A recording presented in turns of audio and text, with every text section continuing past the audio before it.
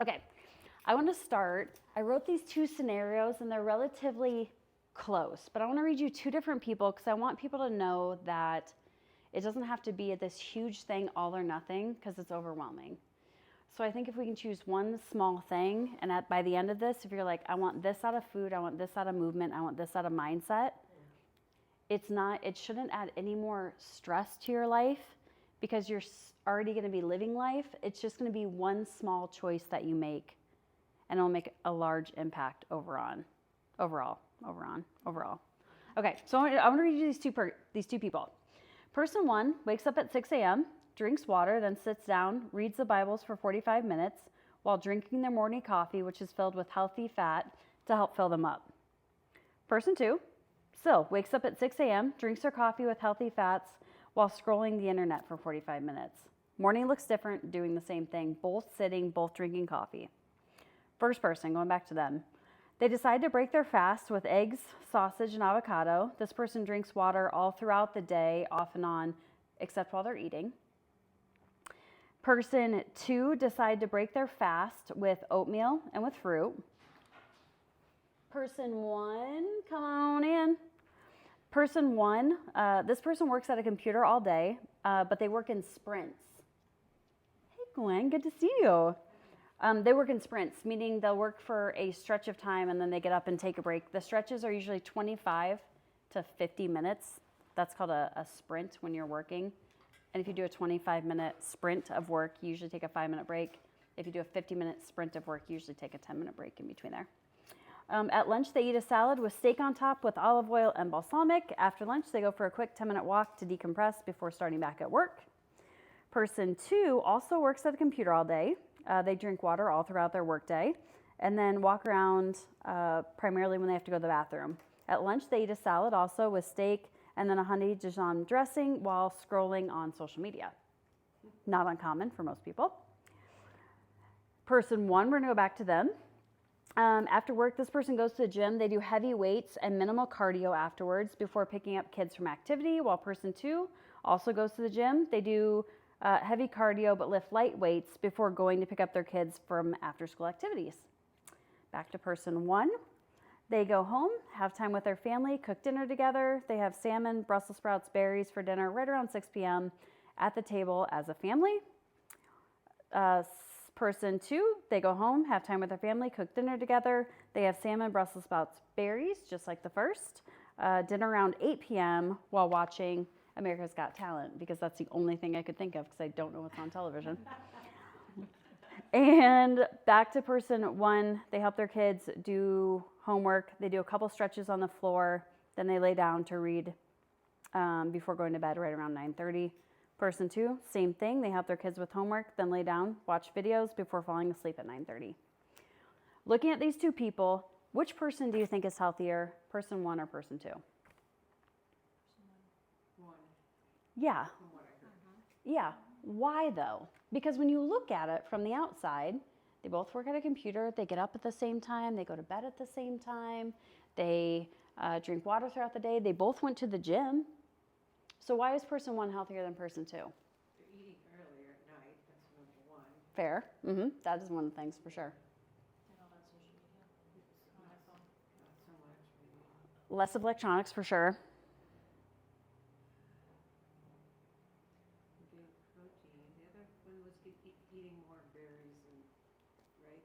When they broke their fast, you're right. When they broke their fast, it was grains to break their fast, where the other one broke it with proteins and fats. Nice. Good. And person one lifted more weights with like cardio. Heavier weight, less cardio. Person two was primarily cardio with lighter weight. I'm not saying one's worse than the other, but we will talk about what that looks like and why a certain order is also important when you're going to work out. Anything else? Dinner early, you said that. Good. 9:30 bedtime. I wish I could do that. I was trying to make this conducive with my life. And 6 a.m. is funny because I get up at like 4:30 or 5. But, okay. 6 a.m. is mine. But when you look at it, if anybody looked at both of those lives from the outside, they'd be like, oh, they're the same. Health-wise, they're healthy. They do all the things right. Like, they go to the gym, they get up early, they go to bed at a good time, helping the kids, doing all the stuff. But there's these little, minute, tiny little differences in them that are gonna make these big, huge, long compounding changes. And that's really what I wanna look at tonight, like small things. In this season, it's so hard to get people, the conversation that we just had, let's leave that conversation. I'm asking you to do big things for big changes, right? In a small amount of time. I want to do this opposite. I want to talk about small changes over a long period of time that make a huge change. You can do things both ways, but I think the one that we were doing before, making big changes in a small amount of time, is harder to do and it's harder to stick with. And then knowing that that's a tool you'll have in your tool belt that you can come back to regularly, but that shouldn't be the lifestyle. Make sense? Okay, so I want to talk about the most common stuff. I want to talk about food, I want to talk about movement, and then I want to talk about food, movement, and then mindset. Mindset, identity, super important when you're trying to make small changes. Okay, so the first one, add before you subtract. So the first is all about food. First tip, add before you subtract. So if you're someone, oh, and I have handouts for everybody too, on different things when we're talking about adding, subtracting, what we want to add, what we don't. I'll give those when we're done, and we can take when we're done. So instead of removing something, because they know scientifically that's the hardest for somebody to do. Stop doing this, stop doing this, stop doing this, especially when it comes to food. Taking something away. I don't want to give up my sweets. I don't want to give up my a glass of wine at the end of the day. I don't want to give up this. Okay, fine, don't. But then what you have to do is you have to add something in that's healthy right before it. So if you want that beer at the end of the day, okay, that's fine. Eat a salad before you have that beer. If you want whatever it is, try to add in something healthy, salad, fruit, something with fiber, something with protein before whatever it is that you want, and see if you still want it. Sometimes something as simple as water is just enough to take the craving away. So add before you subtract. I'm gonna tell you guys something about water also. A lot of people drink water, but when you drink water, it will irrigate the cell unless there's some sort of charged particle in it. So I like salt, especially in the American diet, which is so low in salt. Salt is so incredibly important to get water actually into the cell. When salt comes into the system, the external part of the cell almost has this electrical little belt fan that spins. And what that spinning does is it pulls water into the cell and it kicks toxins out. So then you can actually go and hydrate a cell and pull toxins out of the system the way that it was intended to. But our diet is so nominal on salt now that we're just irrigating ourselves and we're not really hydrating them. So what if I use a lot of salt? I mean, I do. Yeah. I'm a farmer's daughter. We eat salt everything, you know? You probably get hydrated when you drink water. There's probably enough in your system, yes. Okay. But most people don't, which is why electrolytes are so trendy right now. But you don't really need to buy really expensive electrolytes. You really just need salt. In the morning before I wake up, and which is really good, it's anti-parasitic and it charges like all the cells, is I'll make a salt solution. And I like the big, huge like rock salt. And I have a mason jar and I have rock salt all across the bottom and I fill it up with water so that when you mix it, the salt, it can't disintegrate anymore because it's so, what's the word I'm looking for? Osmosis, help me. Push through. The solution is so dense with salt that I can't dissolve any more salt in it. I get it to that point and then I take a tablespoon out, put it in a glass, and then right when I wake up, I'll mix it with about 6 ounces of water and I'll take it down. At first when you do it, you might feel a tiny bit nauseous because it is salt's cleansing, right? Like you're the salt of the earth. You're supposed to cleanse the earth. Salt is purifying and it's really, really anti-parasitic and antifungal and antibacterial. It's like all of these things and viral. One better than the other? I like Redmond sea salt. Himalayan salt's really nice, but it has higher radiation in it. And it's only because it's close to the sun. It's sun radiation. I'm not like super worried, but if you're looking at forms of salt, Redmond sea salt comes from the Great Salt Lake. It's probably one of the purest salts you can find right out of Utah. It's really good. Typical at the store? And mineral, you might have to buy it. I know they have it at Natural Grocer. They probably have it at all the specialty stores. Mercatories. They do. Newport Avenue probably has, yeah. Whole Foods does have it. Whole Food probably, yeah. Any like specialty store or health food store is probably gonna have it. That kind of surprised me. I think the Newport Avenue was the best I deal love because they have a big bag of it for a good price. And I would have never said Newport Avenue has the best deal of anything. I never go there, it's so expensive, I love going in there, I love to go and look. It's surprising some of the things you'll find there. And just like they've got the best organic bananas that I've found. They're just wild, but yeah, that they would be. It would be there. Okay, salt, add before you subtract. Second one is protein at every meal is really the rule. So if you're gonna eat multiple times a day, even if you add 10 to 20 grams of protein, it's really gonna help stabilize blood sugar, boost energy, control cravings. So in the morning, I usually don't eat in the morning until later in the day. I break my fast later in the day. So for me, I always put collagen in my coffee in the morning. I'll do collagen, MCT oil, some butter. I like heavy fat along with protein. MCT. What is that? MCT, it's like a coconut oil that you can squirt in, but it's all of those multi-chain fatty acids that are in it. So they know butyrate, which is in butter, butyrate. Butyrate supplementation is good for blood glucose and handling blood sugar. And it's in butter, it's in that MCT oil, it's in all that. Just put a chunk of butter in there. I do. If you blend it, yeah, like a keto coffee, very similar. And then let's say you don't want to do that. Let's say you're going to have another cup of coffee. I will make it like an iced one. I'll just do protein powder and I'll do coconut milk, protein powder, coffee. I'll blend it all up together, put ice in it, and then use that for my protein. Because I get like that where if my fast goes too long, but I'm not anywhere close to food, I'll just start reaching for things because my blood glucose, I'll feel it, but having that protein brings stamina. You said collagen, MCT oil, butter, and then was there something else that you added? No, those are usually what I do. You can do heavy whipping cream too. I do notice that sometimes that will spike my blood glucose, but it doesn't do it for everybody, and it doesn't do it to me all the time.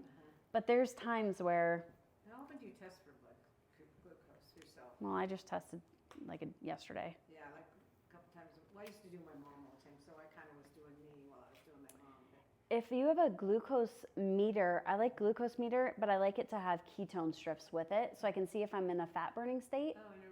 Or if I'm in, so if whatever meter you have, they have to match that meter, just like with the blood glucose. Right. So you just have to make sure that they can get ketone strips with it. Yep.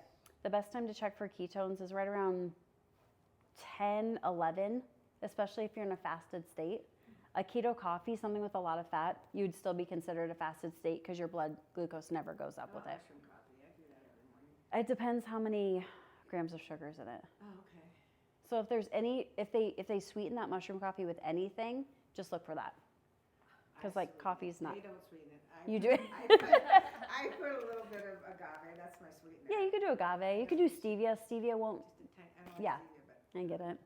yeah, I can I only get do it. agave, I don't do sugar or anything. Well, It's just my syrup, it's everything, you know? just so you don't want to check your blood glucose in the morning because everyone has a dawning effect, which means your glucose goes up, which what makes us feel awake when we wake up is that glucose rises and then it drops back down.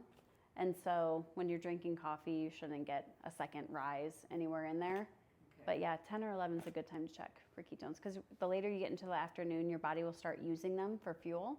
It'll start using that fat for fuel, so they'll start going down. You'll be like, oh, I thought I was in a ketogenic state. I thought I was fat burning. And then you are, but you're getting false data. Everybody is constipated, use the mushroom. Keeps you quite right. I can't wait to post all this to everybody as don't worry about Gwen, just no big deal. Okay, the swiping out of one thing. So that's what I have here for everybody. These are all things to swipe out. These are going to give you the highest ROI, which means return on your investment. These are your highest return on your investment swaps. So I have this for everybody. You guys can take them. But if there's anything that you're like, oh, I always want this. This is like my one thing. And you get past and you've already added and you did all the things. Then sometimes just having something that's a swap that feels just as much is enough. I do that with cocktails. You do mocktails. Yeah. Yeah. So soda, sparkling water, the probiotic sodas are good. Afternoon pastries, apple, peanut butter. The dressings, even if you eat healthy, if you're eating dressing that you bought in a store, it's just gonna be loaded with sugar and fat, so watch those. Olive oil, apple cider vinegar, lemon. Balsamic is okay, just look like 6 grams should be, for 2 tablespoons, should be kind of that cutoff, because they'll sweeten that too. So those are all simple things that we can swap out, but the micro swaps is what's really gonna accumulate. So that's this sheet, anything that you want, make sure you grab that. Okay, a 12-hour fast. We're talking about breaking a fast, so 12 hours, I would say, is a good fast for anybody. You can still have water. Yeah, you can still have water. I'm just saying food-wise. A 12-hour fast is easy because you don't have to count calories. Yeah. You don't have to like figure anything out. It's just like, okay, from 7 p.m. to 7 a.m. I don't eat. If it's dark outside, I don't eat. Like, those are the simple things. Winter's a little rough, but you're like, okay, I'm gonna have my last meal at 5 o'clock. Yeah, And then that's hard. yes, it is hard, just depending. But for other people, they're like, oh, it's dark out. I don't eat when it's dark out. It makes it easier, That's good, yeah. just so you know. And then, and it's hard to, I know, but melatonin starts producing. And when melatonin producing, digestion also starts to slow down a little bit. And so those late meals, late at night, disrupts melatonin. So now you're not getting deep sleep and your body's trying to digest food. And so that's the hard part. It's something, again, people don't have to think about. 2 more with food. No, 1. We talked about water. Hydrating, again, just not right before you eat. But all that hydration is going to help metabolism, mood, hunger, all of those things. And then eating meal without screens is a big deal. Eating in front of a screen of any sort, whether you're looking at social media or just scrolling the internet or watching TV, it increases overeating by 20 to 40%. It's the biggest swap that anybody can make that will change our eating habits. So I wanted to end on that one food-wise because that's definitely the one that... I went to a smaller plate. You went to a smaller plate? Yeah, it You worked. can do that too. Here's the hard part. When we look, It sounds silly, but. no, it does work. You're right. A smaller plate does work. Here's the other thing about being on social media or watching television is that the emotional roller coaster that comes from it, our brain wasn't ready to process. So our brains and our body are so smart that you'll have an emotional response to something you're watching on television, but the body will go and tag it as a response that came from food. And now you'll be tagging foods as sensitive within the body, and the body has an immune reaction to it, not because it actually is sensitive to that food, but because it's associating that food to that visceral reaction that you had, Wow, I've never heard of that. and the body will tag it as I always being under threat and distraught. I'm by myself. I know, I'm sorry. I have this Sorry. cute little plate thing, a tray I put over my lap, and when my grandkids are there, they do the same My thing. cute little plate thing, the tray on my I lap. have my little plate, my glass of wine. Yeah, anyone that has kids, even more so not eating in front of a screen, Yeah. even more so with kids. Yes. What's easier with kids? Not so much. Easier with kids to be like, hey, we're all sitting down to eat. Screen, to eat with They just family versus. They just know with kids, when you sit down and eat at the table, they know that depression goes down, anxiety goes down, confidence goes up.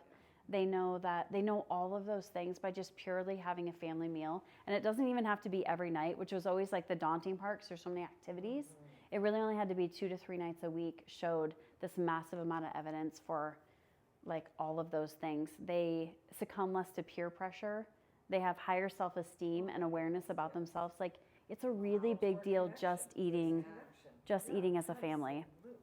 So I'm like, that one out of all of them is a big deal. Just as long as no one's yelling at anyone. Yeah, I don't think that's what no. We shouldn't be yelling at everybody. I'm like, no, we shouldn't be yelling at anyone. And why now I do. All right, movement. Confession. Moving on, we'll move into movement. So movements, these are small habits that also stack up. So the 3-minute reset walk. This is setting a timer 60 to 90 minutes. Sophia, when when you're here, it's different 'cause you walk the whole day.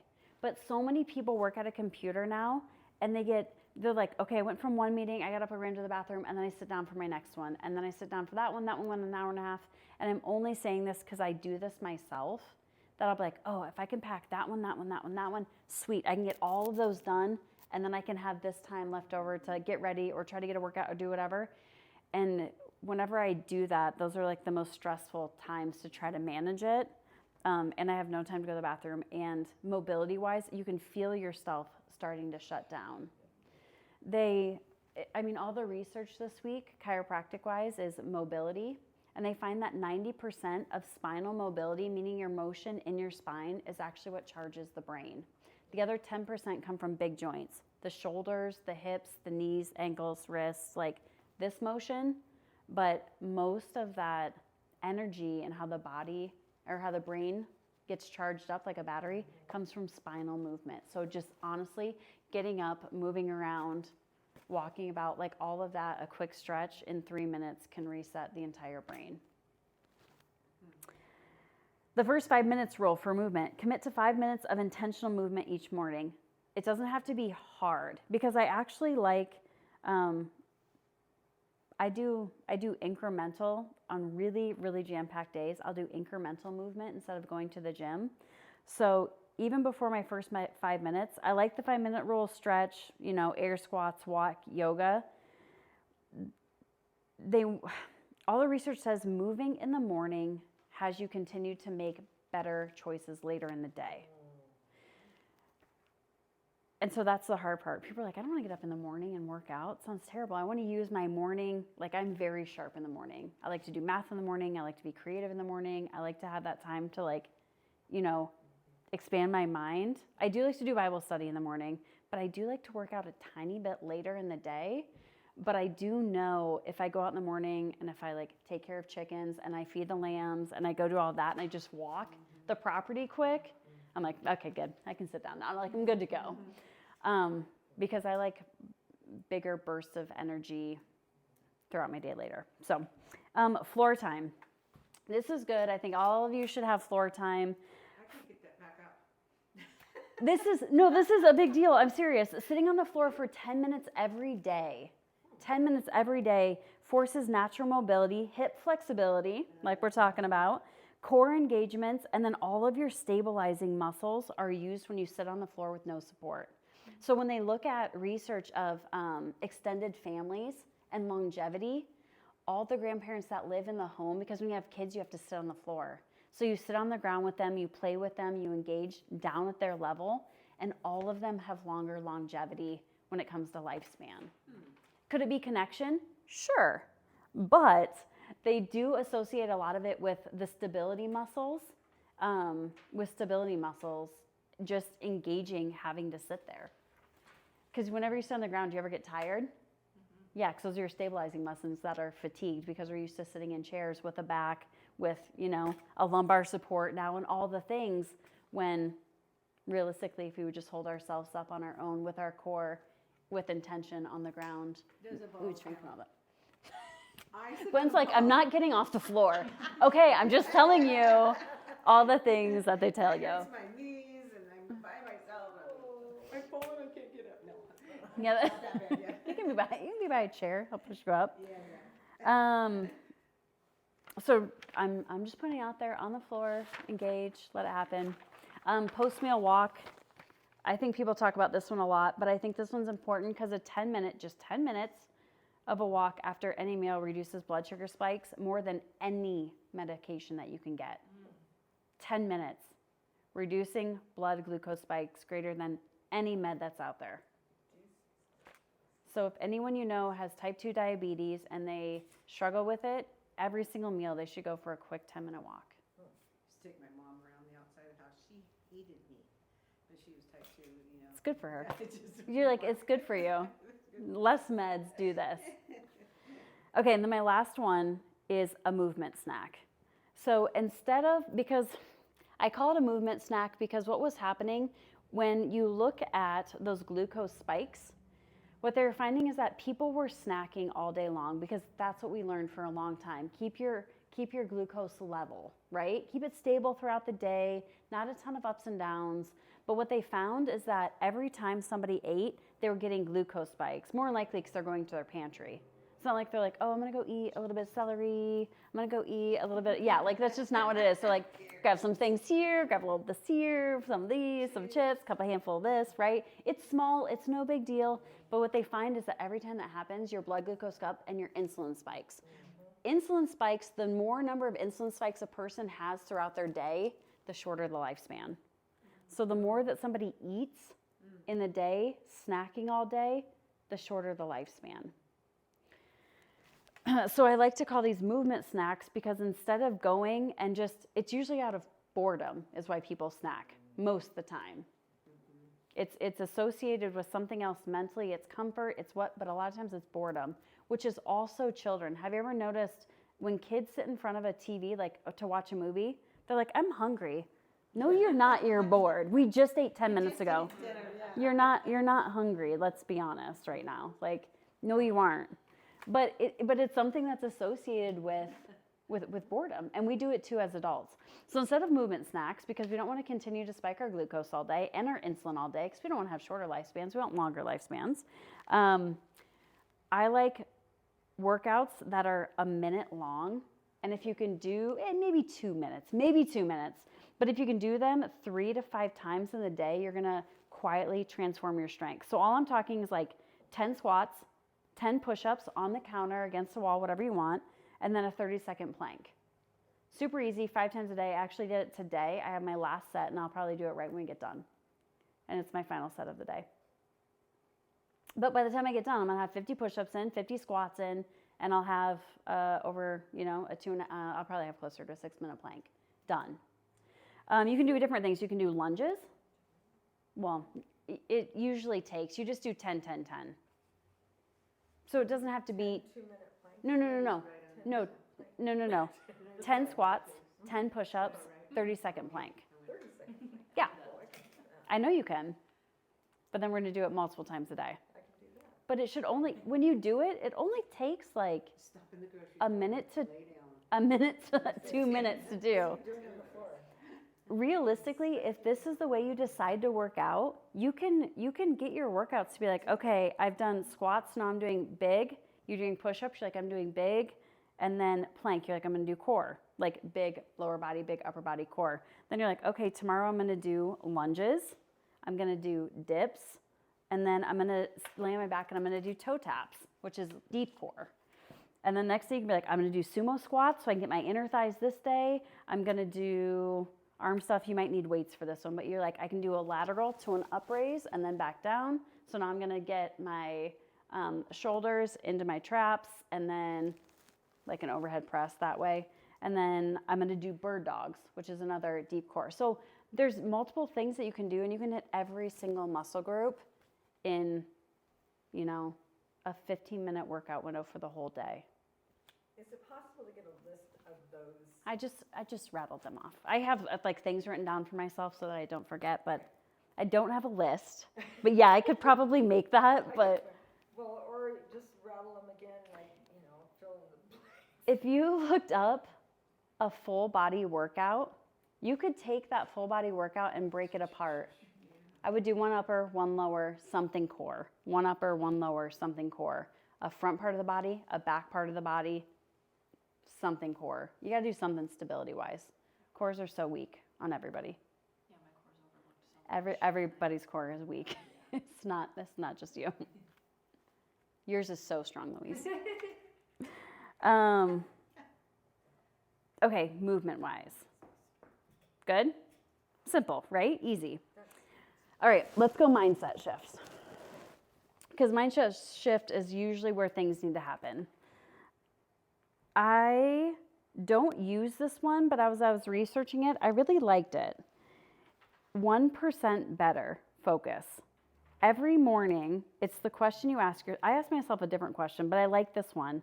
Ask yourself, what's one tiny thing I can do 1% better today? Because this starts building the identity-based change that most people are looking for. I usually say, like, what's one opportunity, what's one obstacle, what's one challenge, and what, like those are my questions I ask myself as I go into my day. But I do like, what's the 1% better? Because there's so many things. I'm like, oh, patience-wise, I could be 1% better with my patience. There's multiple different areas. I'm like, oh, I like that I could use that in a ton of different spots as far as discipline goes and places where I want to focus. So I like that. Okay, I actually like identity anchors a lot. So an identity anchor means they're like I am statements. So I am healthy. I am someone that moves daily.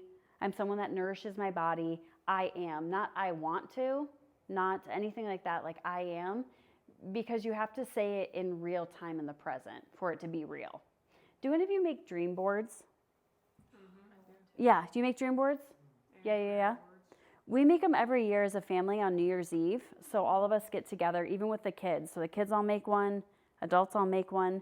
And with the dream boards, a lot of people, when they're putting up things that they see, like the visual, it's usually the end goal. But we're actually better off seeing the habit. So if you're seeing someone that has like a six-pack, and you're like, oh, that's what I want.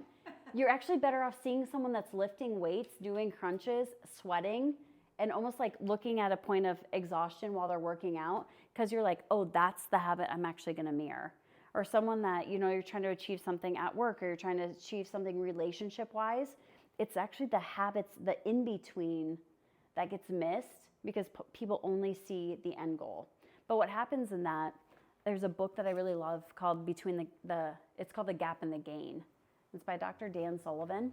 And he said people that achieve things like high achievers, no matter what they've achieved, all they can see is the gap to where they want to go. They're like, you have to see how far you've come, because if you don't see that, everything is all underappreciated, and you continually will stay in a survival mode. And what's the opposite of gratitude?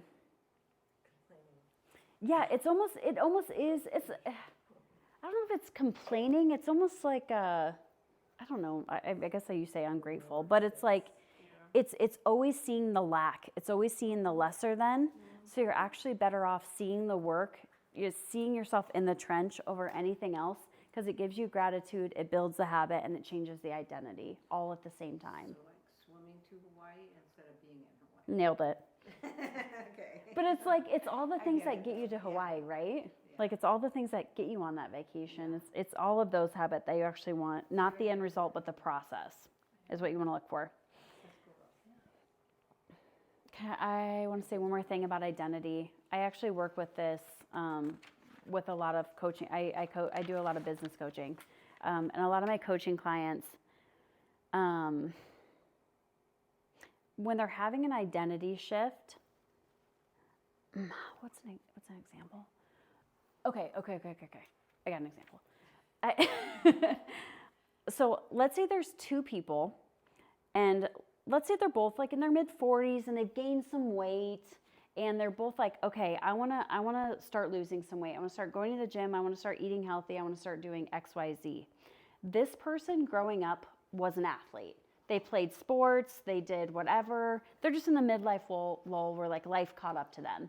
This person, it's not that they weren't athletic, but they didn't do that. They were into the arts. They were in band. They were in, I don't know, plays. Oh, Louise, are you okay? Oh, those hips, girl.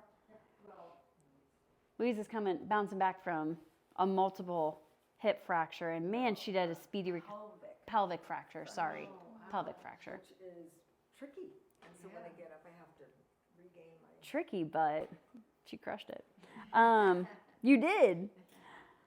So these two people, that was their identity when they were younger, right? I'm in theater, I'm in band. This person's like, I'm an athlete. But at this point in life, they've just gained weight, and they both want to lose weight, and they both want to get physical and get active again. Who do you think succeeds? Because they've proven this over and over and over. The person that has a higher success rate in this scenario. The one that was an athlete, because they consider themselves still an athlete, even though they haven't done diddly since playing on the football team in high school, and it's, 30 years later. But in their head, they're still an athlete. even though they're 40 pounds overweight, haven't worked out, haven't whatever, but in their identity, in their mindset, they're still an athlete. So them changing their habits is easier for this person than it is for this person. They've never considered themselves an athlete. They've never thought of themselves in that way. Lower self-esteem. How? I don't even know if it's lower self-esteem, but it's not a part of their identity. Yeah, it's not that they feel bad that they did those things, but they don't see themselves as someone that is, you know, an athlete. And so they've studied this quite a bit, even though the identity was so long ago. Something like that is easier for a person to jump back into if they're trying to make some sort of a change lifestyle-wise. So this person, what they have to do is you have to collect evidence that it's true. So with this person, they have to do more of an effort of, okay, I'm an athlete, here's how I know. I started by walking every day for 20 minutes, and then I turned it into jogging. So now I jog every day for 20 minutes. An athlete does that. I never have lifted weight before, but I've been doing yoga or Pilates. Like, that's what athletes do, and that's what I do. So they start collecting evidence of what's going on, and once they get that into their identity, they're like, okay. And they'll, again, from that point, make a lasting change. So it's it's that whole view of yourself and what you're doing. Good, does that make sense? Good. I'm gonna say this one, but I don't want this to be toxic gratitude. Replacing have to with get to is a huge mindset shift of being like, oh, I have to go work out. Well, no, you get to go work out. That's a big deal. You get to move your body.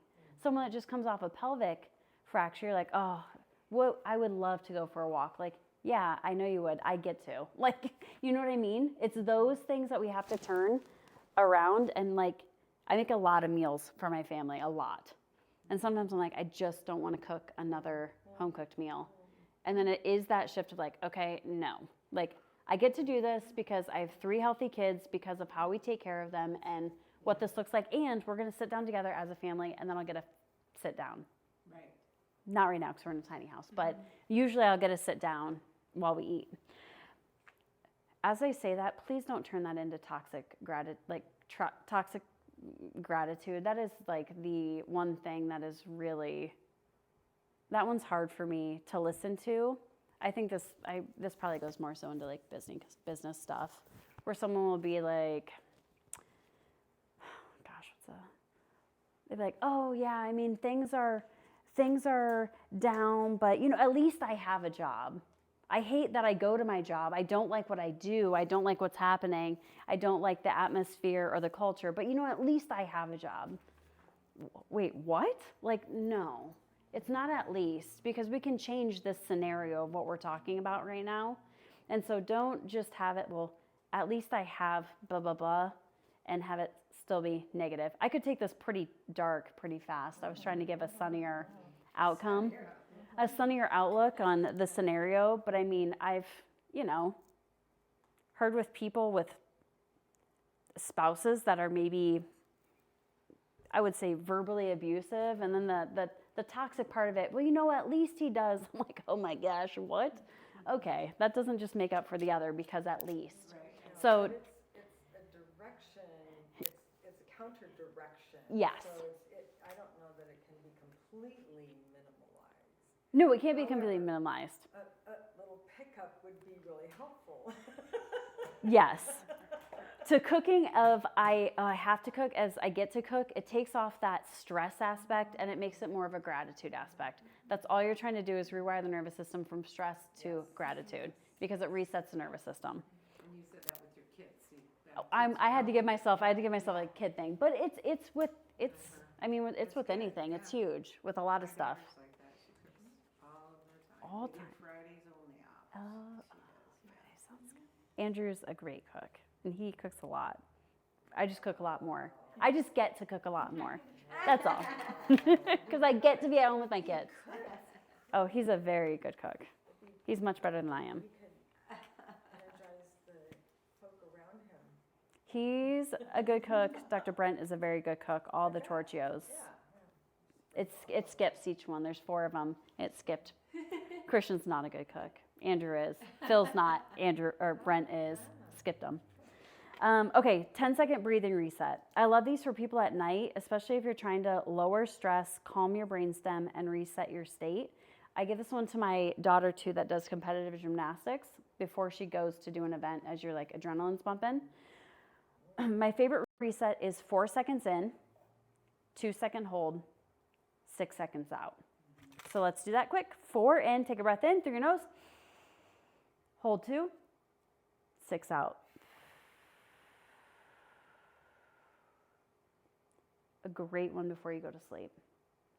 If you like to scroll before going to sleep, or you like to listen to audio books before you go to sleep, or you like to listen to anything before bed, it's so hard because it's still stimulating the nervous system to have words going on, to have visual, auditory, and visual going on. If you fall asleep with the TV on, really disruptive to the sleep, and that blue light shuts down your melatonin production. And so the body can't fall asleep, it can't stay asleep. Yeah, just heads up for all that. That breathing class we took here. So good. Oh my word. I look at myself in the mirror all the time now and see where I'm breathing from, you know, it's really amazing. Do you do that? Yeah, that was really a good class. I would say end your day with wins. I like to put 3 wins down at the end of the day. It trains the brain to notice the progress that we were talking about, which is going to fuel motivation. Just looking for progress, that's all we're looking for. And my last but not least one is to protect the first 10 minutes of your day, because I think it sets the tone for everything. If you can protect the first 10 minutes, no phone, no email, breathe, pray, stretch, drink water, gratitude, all the above. That alone, and make your bed. That alone improves mood and reduces anxiety, and they found it over and over, and it can do it for an entire day, just 10 minutes in the morning to set the tone of the day. I found one thing in the morning, just being alone. I don't know, is anybody else alone? No, you I wish. y'all have somebody. I fantasize about it. But Fantasize about being alone. I had my mom for 26 years, so it's really been different. So, you know, I took care of her so long. But I write things on the mirror. Ah, those are great. Change the things on the mirror like every other day or every 4th day or something. They've researched that too, that when you actually look at yourself while you're reading it, it's a self-protection, almost like somebody else is saying it to you. Your mind can't perceive the difference of somebody telling you that to you and you saying it to yourself. I believe that. 'Cause Yeah. I believe myself. Oh, you go. You should believe yourself. They'll write that at school bathroom mirrors too. That's a big deal. You have to verbally say it. I think you can think it, but the research is around saying it out loud. Yeah. And what it does. The same thing smiling. When you smile into a mirror and you just smile at yourself, same thing, reduces anxiety and stress. Breathe, you know, they see that one a lot in my house, and then I put that for you guys. Oh, you're beautiful. Thank You know, you. people always says you are beautiful. I do that, and people go, "Oh, thank you," and I'll go, "What did I say thank you for?" You know, but I guess I forgot. It's I put that. on there, you know. That's But good. just little encouraging things for others too, you know. That's important. Dr. Andrew told people this class was about goal setting. So that is important too. It's not about goal setting because I changed it on a Monday when he wasn't here. But if you do goal setting and you say, if I do this, I am going to do this for myself, no matter what the reward is, because I do think you should give yourself reward to keep motivated along the way. If you do that, but you do not reward yourself, you're lying to yourself. And it's a true mental lie that we tell ourselves, and it has to, a lot of times it will come back to worth, it will come back to whatever. So even when you're in front of the mirror and you say that, you still might consider yourself a liar. Heads up. So if you're a goal setter and you're like, oh, if I do this, I'm going to do this because that's the reward to keep the motivation going, and they should be comparable, right? Like small, like I get this and I'm going to get this for myself to keep the motivation high. But if you don't do it, your subconscious considers you a liar to yourself. Some are scriptures Okay, too. good. So Just make we sure. use scripture or something. Oh yeah, I love that. I like that too. I like that too. Because then it forces me to go read a new scripture, and then you find yourself reading more than one, you know. Oh, that's the thing with all of it. It's the thing with movement, right? Yeah. You start with 5 minutes, and usually when people start with 5, it automatically goes into 7 to 10 to 15. It just is the natural, once you're into it and you're doing it, that's the natural course is to continue.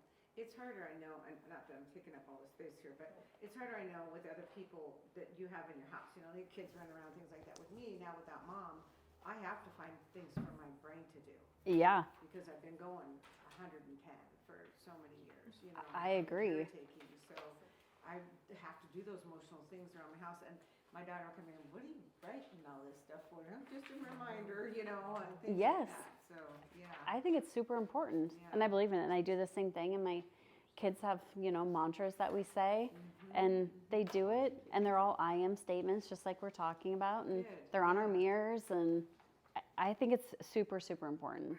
Yeah, I think it is too. All of that, yeah, you should hear them in the car. I am brave, I am strong, I am smart, I am, and then they're like, and I am a leader with grit. That's our last one.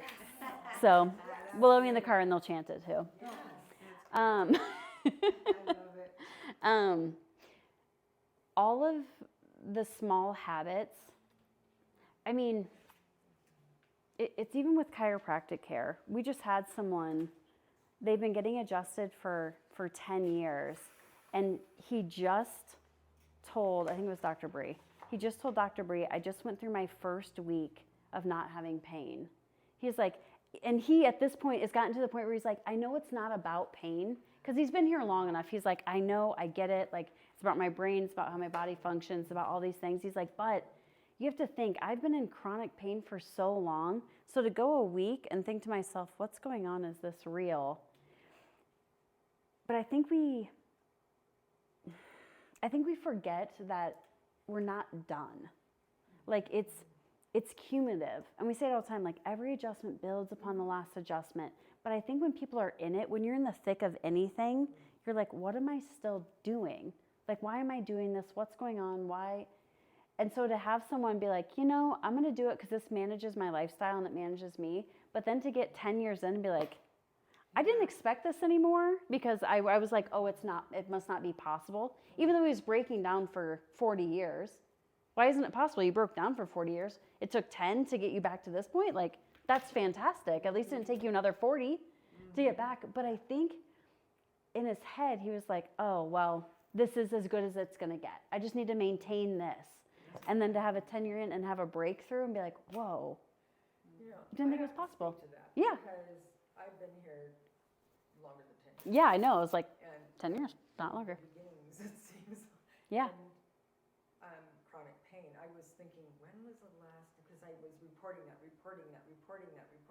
every time I fill out one of those things. Yep. But what I found, what I found in the midst of it is, I think when something has gone awry, it's like when I did my fancy dancing on the seashore and, Broke your pelvis? as a result, And break pelvis? pelvis, fractures. I had 4 of them, Mhm. and the first thing I thought about, apart from getting pain medication and monitoring that, was getting back home.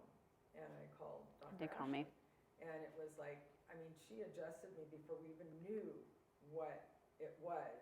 And Well, they told us it was not to tell nothing. on you, yeah, not They told us it was tell on you or nothing, anything, just so you know. because we'd had before 6 I did that. X-rays and nobody really Yeah, could no tell one said anything. until a CT scan that actually Wow. divulged these little tribulations around Yeah. the pelvis. But an adjustment, probably, we did, I think, several. Yeah, we did. In the first couple of weeks to just start moving things in process. And Without it, it seems like, what would you do? it's phenomenal. It's the Yeah. first thing I think about. I don't think about calling a doctor. I'm like so frustrated with They don't do the anything. doctors Uh-huh. and all of that. I even called her at home. I'm sorry. That's I just all right. think of all That's what we the, do. but it was like, anyhow, thank you. But those, of It course. was amazing. It Yeah. was absolutely amazing. And the only thing that I would think to do, this is my health care. But all I was getting at was, Medicare doesn't pay for it. I know, right?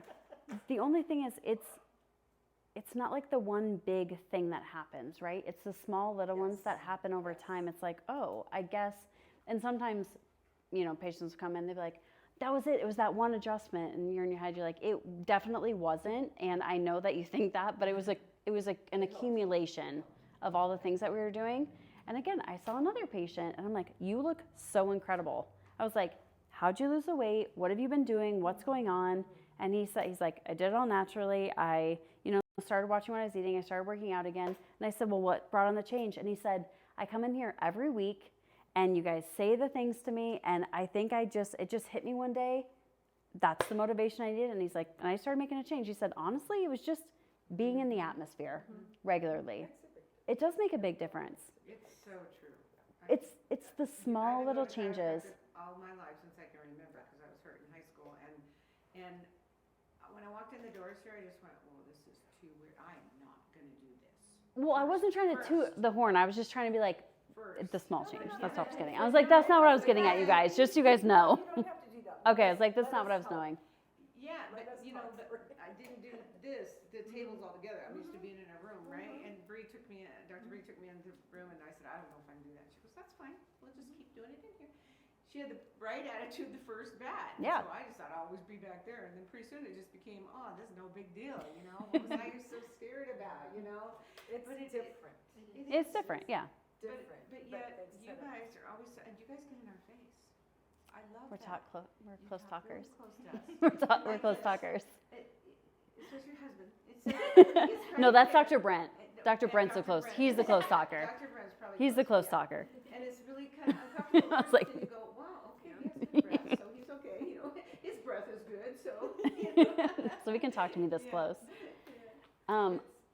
I just want you to think of all of these things, and I know, when you plant a seed, especially for a tree, when you plant a seed for a tree and it goes in the ground, if you went and you just started watering it, just a ton of water, and it's been a couple weeks, even a month, you're like, oh, I watered it a ton, nothing happened, there's nothing there. You give up and you move on because you didn't see what you wanted to see. But you and I both know if you take something, because those sprouts for trees just take so much longer. Those small little consistent waterings every single day, and usually right before you're about to give up, then all of a sudden you'll get a little sprig of hope, and you're like, oh, I didn't want to give up because I didn't want to just give up on this thing that I've been putting time and energy into. Then you get that little sprout, but under the surface, roots were going out, and it was getting stronger, and it was getting to the point where it can start to withstand the environment outside of the soil. That's what the habits are, because eventually that tree gets stronger and it builds and builds and builds with all the same components, the same, sun, the same water, the same carbon dioxide, the same movement of the wind, which is all the things a plant needs to be healthy. It's the exact same things that are so consistent that happens every single day, and then all of a sudden, you have an oak tree, and now it gives protection and shade and fruit, and I just learned that nut is a fruit in my kids' science class this week. But it bears fruit. I was like, isn't that like a nut? And they're like, yeah, it's a fruit. I'm like, oh yeah, that's right. It's called a whatever. But that's what habits are. So don't be frustrated. Don't think it's not making a change. Don't think it's not making an impact, because all of them do, and I promise you. And it's usually right before you want to give up with whatever that habit is that you see the impact. It's just deciding if you're going to stop watering it or if you're just going to stay consistent.